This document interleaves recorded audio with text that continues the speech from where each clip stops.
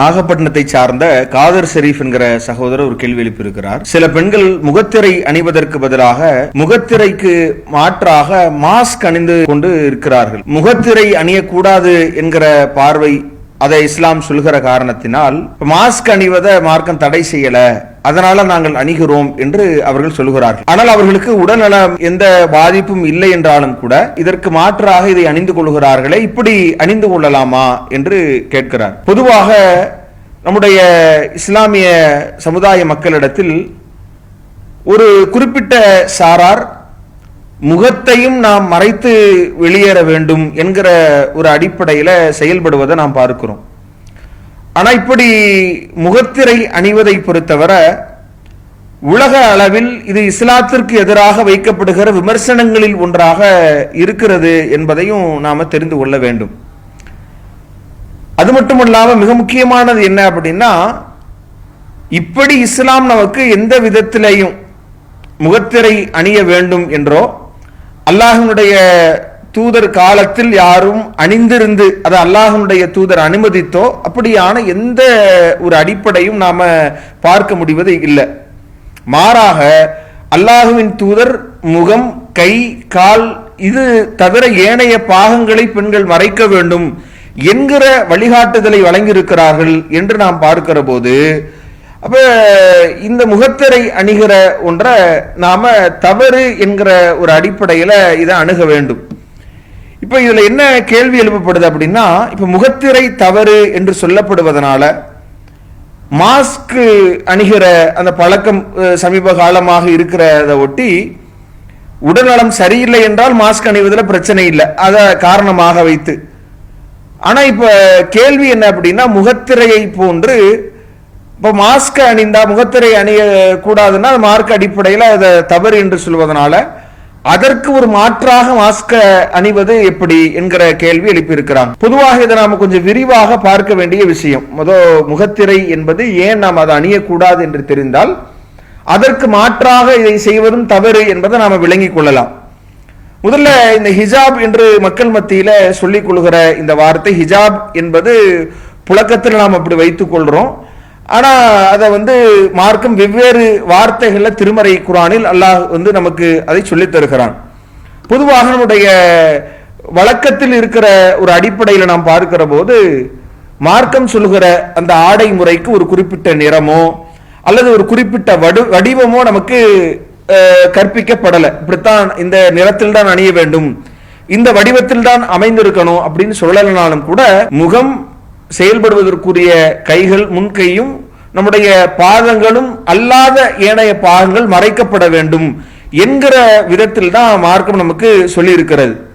இதுல கேள்வி என்னன்னா, இதுல முகத்தையும் சிலர் கைகளையும் கால்களையும் உட்பட மறைக்க வேண்டும் என்று ஒரு சில சாரார் சொல்றாங்க. இஸ்லாம் சொல்லாத இந்த காரணங்களை செய்வதன் மூலமாக என்ன மாதிரியான பாதிப்புகள் ஏற்படுகிறது என்று நாம் பார்க்கிற போது, பொதுவாகவே பொது வெளியில தன்னை யாரென்றே ஒருவருக்கு அடையாளம் காட்ட முடியாது என்கிற அந்த தைரியம் இருக்குதுல்ல, நம்மள யாருக்கும் தெரியாது, ஒரு வெளியூருக்கு போனா ஒருவருக்கு நம்ம இங்க யாருக்கும் தெரியாது என்கிற ஒரு தைரியம் வருகிற மாதிரி தன்னை முகத்திரைக்கு பின்னால் ஒளிந்திருக்கிற ஒரு பெண்ணுக்கு ஆட்டோமேட்டிக்காவே அந்த மாதிரியான ஒரு தைரியம் ஏற்படுகிறது. வேறொரு ஆணோடு சென்றாலும் கூட தன்னை யாரும் அடையாளம் காண முடியாத நிலையில அது ஒரு மறைக்கக்கூடிய ஒன்றாக இருக்கிறதுனால தான் இன்றைக்கு ஆண்கள்ல குற்றம் செய்யக்கூடியவர்கள் கூட முகமூடி அணிந்துக்கிறாங்க. ஒரு திருட்டின் போதும் ஒரு மோசமான காரியத்தில் தான் பிடிபட்டு விடக் கூடாது என்கிற போது முகமூடிய தன்னுடைய அடையாளத்தை மறை அந்த காரியத்தில் ஈடுபடுறாங்க.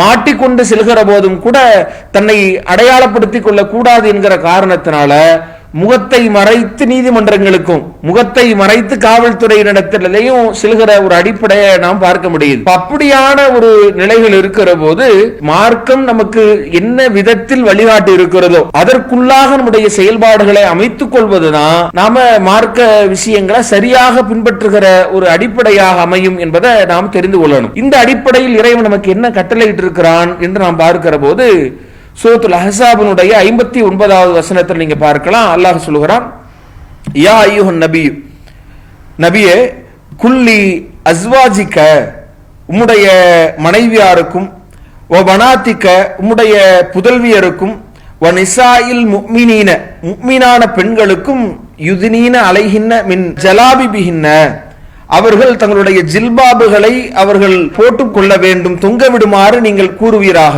என்று அல்லாஹ் ரப்பல் ஆலமீன் சொல்லி காட்டுகிறான். ذَلِكَ أَدْنَى أَن يُعْرَفْنَ, அவர்கள் அறியப்படுவதற்கும், ஃபலா யுதைன, அவர்கள் தொல்லைப்படுத்தப்படாமல் இருப்பதற்கும் இது ஏற்றது என்று இறைவன் சொல்வதை நாம் பார்க்கிறோம். இதுல கவனிக்க வேண்டிய விஷயம் என்ன அப்படின்னு சொன்னா, இந்த முக்காடுகள் என்று சொல்லப்பட்ட இடத்துல ஜலாபிப் என்கிற வார்த்தை பயன்படுத்தப்பட்டிருக்கு. ஜில்பாப் என்கிற பன்மை பதம் அதுல பயன்படுத்தப்பட்டிருக்கு. இப்ப இந்த ஜில்பாப் என்கிற அந்த வார்த்தையை பொறுத்தவரை இதனுடைய அந்த வசனத்திலேயே அதற்கான முழு விளக்கமும் நமக்கு சொல்லப்பட்டிருக்கு. ஜில்பாபினுடைய நோக்கம் அது போடப்பட்ட பிறகும் கூட அவர்கள் அறியப்பட வேண்டும், தொல்லைப்படுத்தப்படாமல் இருக்க வேண்டும் என்கிற இரண்டு அடிப்படைகளை இறைவன் சொல்றான். அப்ப பொதுவாகவே ஜில்பாபுகளை தொங்க விடுவதனுடைய நோக்கமே அறியப்படுதல் என்று நமக்கு சொல்லப்படும் பொழுது, இன்னைக்கு இவங்க முகத்தை மூடும் பொழுது இந்த ஜில்பாபினுடைய நோக்கமே சிதைந்து போவதை நீங்க பார்க்கலாம். ஒருவர் அறியப்பட வேண்டும் என்பது நோக்கமாக சொல்லப்படும் பொழுது அதுல இவங்க முகத்தை மறைக்கிற போது இன்னார் யார் என்றே அவங்க அறியப்படுகிறதுக்கான காரணமே இல்லாமல் போய்விடுகிற ஒரு சூழலை நாம் பார்க்கிறோம். அப்ப முதல்ல இறைவன் இந்த ஜில்பாபுக்கான விளக்கத்தை அதனுடைய தொடர்ச்சியிலே கொடுத்திருக்கிறத நாம் பார்க்கிறோம். அதே மாதிரி இந்த ஜில்பாபினுடைய அந்த அகராதி பொருளை நாம் பார்க்கிற போதும் கூட இவர்கள் சொல்கிற விதத்தில் முகத்தை மறைக்க வேண்டும் என்று எங்குமே கிடையாது. மிக தெளிவாக அதையும் நாம் பார்க்கிறோம். அதே மாதிரி இன்னொரு வசனத்துல இறைவன் வேறொரு வசனத்துல அல்லாஹ் ரப்பல் ஆலமீன் சொல்லி காட்டுகிற போதும் கூட சூரத்து நூறுனுடைய 31வது வசனத்தில் நீங்க பார்க்கலாம். வகுல் லில் முஃமினாத்தி, முஃமினான பெண்களுக்கு நபியை நீங்க சொல்லுங்க, யலுல்ன மின் அப்சாரிஹின்ன, அவங்க தன்னுடைய பார்வைகளை தாழ்த்த வேண்டும், வயஹ்ஃபல்ன ஃபுரூஜஹுன்ன, அவர்கள் தங்களுடைய கற்புகளை பேண வேண்டும் என்று இந்த வரிசையில் அல்லாஹ் சொல்லி காட்டிவிட்டு வல் யல்ரிபுன பிஹுமுரிஹின்ன அலா ஜுயூபிஹின்ன, அவர்கள் தங்களுடைய முக்காடுகளை மார்பின் மீது போட்டுக்கொள்ள வேண்டும் என்று இறைவன் இந்த வசனத்துல சொல்றான். அப்ப பெண்கள் தங்களுடைய ஆடை முறைகளை பற்றி இறைவன் சொல்லுகிற முதல் வசனத்தை பார்த்தோம், ஜில்பாப் என்று இறைவன் சொல்லுகிறான். இரண்டாவது இந்த வசனத்துல அல்லாஹ் ஹிமார் என்கிற வார்த்தையை பயன்படுத்தலாம். சரி, ஹிமார் என்பதற்காவது முகத்தை மறைப்பது அர்த்தமாக இருக்கிறதா என்று நாம் பார்த்தோம்னா அப்படி இல்லை. நாம் இதை பார்க்கிற போதே இந்த வசனத்திற்கு முந்தைய வசனத்தில் அல்லாஹ் சொல்கிற போதே எப்படி பெண்கள் பார்வையை தாழ்த்த வேண்டும் என்று இறைவன் சொன்னானோ, ஆண்களும் பார்வையை தாழ்த்த வேண்டும் என்று இறைவன் சொல்றான். ஒண்ணுமே தெரியாது, எல்லாமே மறைந்திருக்கும் என்று சொன்னால் இங்கு பார்வையை தாழ்த்த வேண்டும் என்கிற கட்டளையே தேவையற்றதாக அர்த்தமற்றதாக ஆகிவிடுகிறது. அடுத்து நாம் அந்த ஹிமார் என்பது பற்றி நாம வெவ்வேறு நபிமொழிகளை வைத்து பார்க்கிற போது திருமதியில் இடம்பெறுகிற 344வது இலக்கத்தில் பதிவு செய்யப்பட்ட செய்தி, ஆயிஷா ரலியல்லாஹு அன்ஹா அவங்க அறிவிக்கிறாங்க, அல்லாஹ்வின் தூதர் ஸல்லல்லாஹு அலைஹி வஸல்லம் அவங்க சொல்றாங்க, மாதவிலக்கு ஏற்பட்டு வயதுக்கு வந்த அந்த பருவமடைந்த அந்த பெண்களை பொறுத்தவரை அவங்க ஹிமார் இல்லாமல் அவங்க தொழுதால் தொழுகை ஏற்றுக்கொள்ளப்படாது என்று அல்லாஹ்வுடைய தூதர் சொல்றாங்க. இந்த ஹிமார் என்பதை முகத்தை மறைக்க வேண்டும் என்று சொல்பவர்கள் உட்பட அந்த ஹிமாருக்கு இவங்க முகத்தை மறைக்க வேண்டும் என்று அர்த்தம் வைத்தால் என்ன மாதிரியான பொருள்படுவங்க? முகத்தை மறைக்காமல் தொழுதால் பெண்களுக்கு தொழுகையே கூடாது என்று ஆகிவிடும். ஆனா அவங்க அப்படி சொல்லுவது கிடையாது. இப்படி எண்ணற்ற பல சான்றுகளை நாம் பார்க்கிறோம். இதுல கவனிக்க வேண்டியது என்ன அப்படின்னு சொன்னா, அல்லாஹ்வுடைய தூதருடைய காலகட்டத்தில் இந்த ஜில்பாபையும் ஹிமாரையும் பேணிய அந்த நபித்தோழியர்கள் அவங்க எப்படி நடந்திருக்கிறாங்க அப்படின்னு பார்த்தோம்னா, முகம் தெரிகிற விதத்தில் தான் அல்லாஹ்வின் தூதருக்கு முன்னிலையிலேயும் அல்லாஹ்வின் தூதரின் தோழர்களுக்கு முன்னிலையிலேயும் பல சஹாபிய பெண்கள் இருந்திருக்கிறார்கள் என்பதற்கு எண்ணற்ற பல ஆதாரங்களை நாம் பார்க்கிறோம். அதுல உதாரணத்திற்கு நாம் சொல்ல வேண்டும் என்று சொன்னால், அல்லாஹ்வுடைய தூதர் பிறநாள் உரையில அவங்க ஒரு உரை நிகழ்த்துகிற போது அதுல கலந்து கொண்ட பெண்களில் ஒருவர் சில கேள்விகளை முன்வைக்கிறாங்க. அதுல சஹீஹ் முஸ்லிம்ல இடம்பெறுகிற 1607வது செய்தியில நீங்க பார்க்கலாம். அதில் அந்த செய்தியை அறிவிக்கும் பொழுது கன்னங்கள் கருத்த ஒரு பெண்மணி எழுந்து கேள்வி கேட்டாங்க என்கிற ஒரு விஷயத்தையும் நாம அந்த ஹதீஸ்ல பார்க்கிறோம்.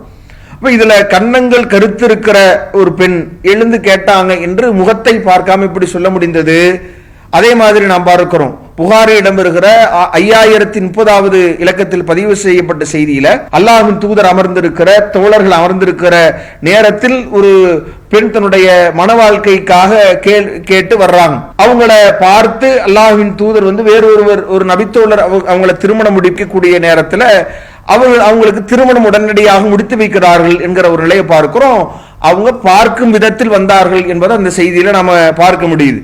அதே மாதிரி புகாரியில 1466வது இலக்கத்தில் பதிவு செய்யப்பட்ட செய்தி, ஜைனப் என்கிற சஹாபிய பெண்மணி என்ன செய்யறாங்கன்னா, அல்லாஹ்வின் தூதர் ஸல்லல்லாஹு அலைஹி வஸல்லம் அவர்களை சம்பந்தமாக அவங்கள்ட்ட சில கேள்விகளை கேட்கணும் என்று சொல்லி பிலால் ரலியல்லாஹு அன்ஹு இடத்தில் அந்த கேள்வியை கேட்டு அனுப்புறாங்க. இதுல பிலால் அவங்க வந்த உடனேயே யார் என்று அவங்களை தெரிந்து கொள்கிறார்கள். அதனால தான் ஜைனப் அவங்க சொல்றாங்க, நான் யார் என்று தெரிவிக்காமல் அல்லாஹ்வின் தூதரிடத்தில் இந்த கேள்வி எழுப்புங்க என்று அவங்க சொல்லி அனுப்புவதை நாம பார்க்கிறோம். இப்படி எண்ணற்ற பல ஆதாரங்களை நாம பார்க்கலாம். அல்லாஹ்வின் தூதருடைய காலகட்டத்தில் பெண்கள் முகத்திரை அணியல, முகம் தெரிகிற விதத்தில் தான் இருந்தார்கள்.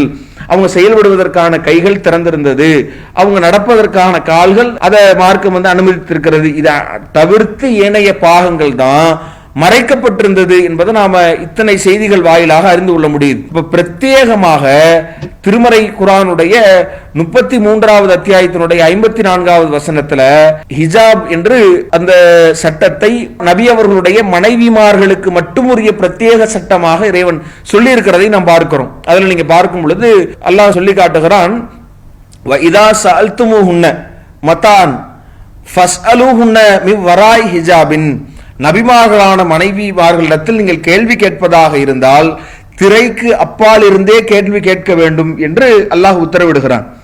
அதுலேயும் என்னன்னா, முகத்தை மறைக்கிறது இல்ல, முழுவதுமா மறைக்கிறது. அவங்க பார்வையிலேயே அவங்க முகத்தை மூடி மறைத்துக் கொள்வதல்ல, ஒட்டுமொத்த உடலையுமே ஒரு நபருக்கும் இன்னொரு நபருக்கும் மத்தியில் திரை போட்டுக் கொண்டு தான் சந்திப்பே இருக்க வேண்டும் என்று இந்த வசனம் சொல்லி காட்டுகிறதே ஒழிய அவர்களுக்கு கூட முகத்தை மறைக்க வேண்டும் என்கிற ஒரு அடிப்படையை சொல்லல என்பதையும் நாம் கூடுதலாக பார்க்கிறோம். அப்ப இந்த ஒரு அடிப்படை புரிதல் இல்லாமல் தான் இன்றைக்கு முகத்தை மறைக்க வேண்டும் என்கிற ஒரு சிறந்த செயலாக இன்றைக்கு பரவலாக அது தெரிவிக்கப்பட்டு, இப்படி அது தவறாக புரிந்து கொள்ளப்பட்டு பரவலாக மக்கள் மத்தியில இன்னைக்கு சிலர் அப்படி கடைபிடித்துக் கொண்டிருக்கிறார்கள். ஆனால் இஸ்லாம் சொல்லாத ஒரு காரியத்தை நாம் செய்கிற போது அதனுடைய பின்விளைவுகளை நாம் சந்திக்கிறோம்.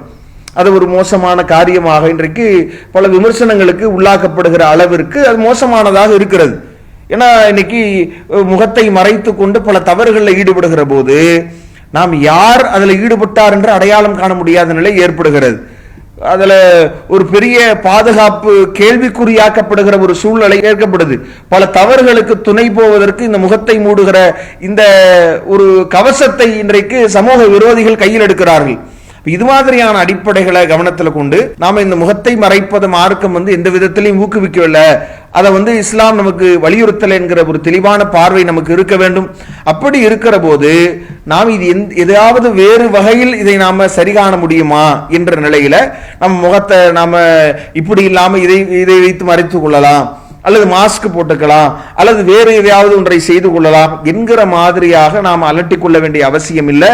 அப்படி நாம் எதை செய்தாலும் கூட இதை செய்தவர்களாகத்தான் முகத்தை மறைக்க அது இஸ்லாம் சொல்லி இருப்பதாக நாம கருதுவதாக அமையும் என்பதனால அப்படி நாம நம்முடைய செயல்பாடுகளை அமைத்துக் கொள்ள கூடாது என்பதை இந்த கேள்விக்குரிய பதிலாக சொல்லிக் கொள்கிறோம். அல்லாஹு அக்பர், அல்லாஹு அக்பர்.